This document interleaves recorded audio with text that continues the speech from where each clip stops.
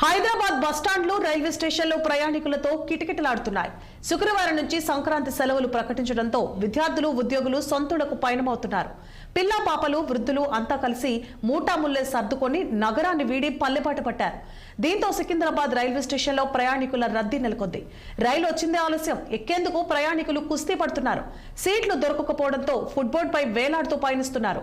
ప్రయాణికులకు ఎటువంటి ఇబ్బందులు కలగకుండా రైల్వే సిబ్బంది, పోలీసులు ఏర్పాట్లతో పాటు రక్షణ చర్యలు తీసుకున్నారు. అయితే చాలా మంది టికెట్లను వీకెండ్ కు బుక్ చేసుకోవడంతో రాబోయే కొద్ది రోజుల్లో ప్రయాణికుల రద్దీ మరింత పెరగనుంది.